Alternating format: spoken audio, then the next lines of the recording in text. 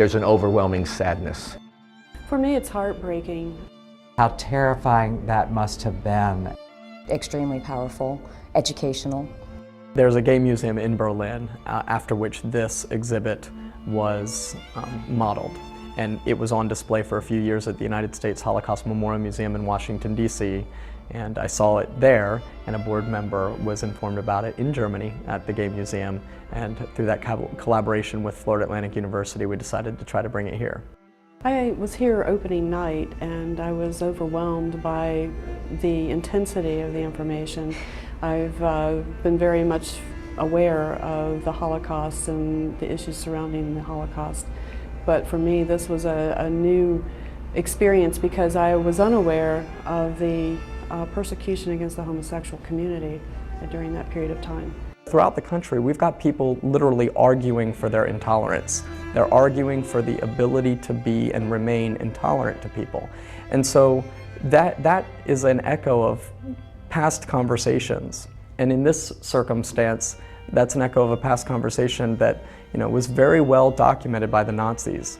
And the curator of the exhibit, when he was here and spoke on the opening evening, made those comments that one of the things that the Nazis did for us that was very beneficial is they documented everything. They documented not only what they did, but how they did it, how they intended to do it.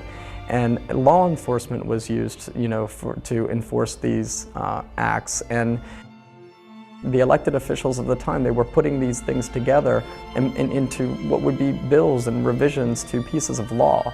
And so I think that the fact that it's a state-sponsored persecution and that it isn't as far away as you would think. We're talking one lifetime ago.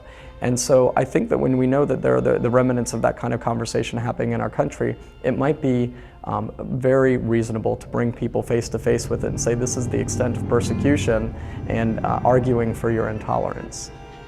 It's incredibly powerful on many different levels for me, as I was raised Jewish. So there's that component of it, and of course being gay and Jewish is, I guess, sort of a double whammy. So going through the exhibit, having the exhibit even come here, I don't know that there's any other words other than just extremely powerful, educational, and in some ways inspiring. I guess I look at them and I wonder to what extent something like this is possible even today. So I really I guess for me it's about really reaching deeply within myself and reaching deeply within these individuals and really feeling what their experience was like, how terrifying that must have been. Knowing and understanding the first segment about what the environment was like for gays and lesbians prior to the war, and the fact that it was a very open culture in Berlin, and it was one of the most cosmopolitan cities, and more than 100 gay bars were there. And then seeing very clearly what the Nazi ideology was for perfection, what they wanted to see, and then how they used the war and the revisions of paragraph 175 to implement that vision of perfection and what they wanted as far as a master race. And looking at the idea that homosexual men were a threat to that, and that you're understanding clearly that there was a state-sponsored concern and fear that this lifestyle was going to fracture that ideal. It's terrifying because young, wonderful men, they deserve so much, and I think about me and other people. Couldn't happen to anybody. Thanks God we live in a free country that we don't have to go through what they went through, but it's terrifying. It's very touching. It's very sad. I mean, it's, you see people who just simply wanted to live their life the way they were born. They simply wanted to have the opportunity to exist on an equal playing field with everybody else in society.